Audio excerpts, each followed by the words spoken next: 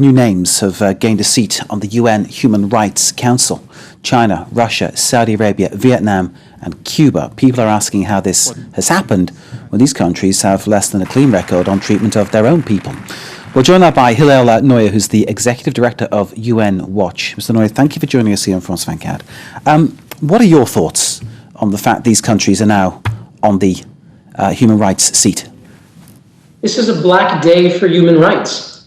We are talking about countries like Russia, where the girl rock band Pussy Riot, some of their members are in prison and have been missing for the past few weeks. This is a country where this is a roster of countries that includes China, which has imprisoned dissidents like Liu Xiaobo and Wang Binjiang, Cuba, which is persecuting the outspoken rapper El Critico, and Saudi Arabia, where women rape victims are lashed and punished rather than the perpetrator. So you are talking about the worst abusers of human rights in the world being given the status of world judges on human rights. It's absurd. It's hypocrisy on a level that we've never seen before. And for victims of human rights around the world who look to the UN for protection, it's a very sad day. What does all this say about the United Nations? It must make a mockery of its actual standpoint.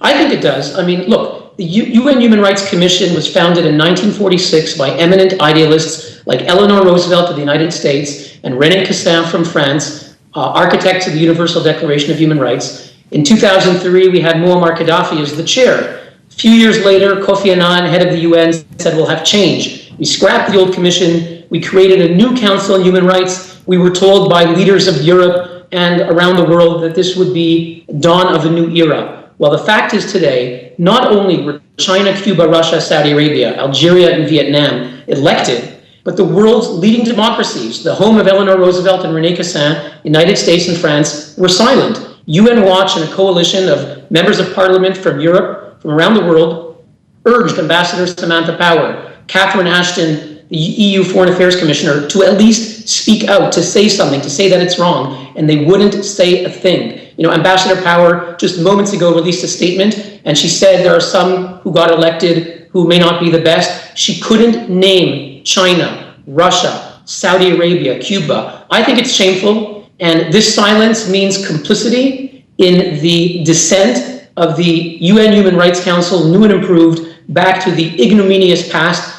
of the widely discredited Human Rights Commission. It's a very sad day.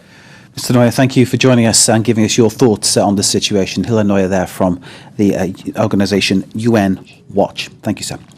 My pleasure.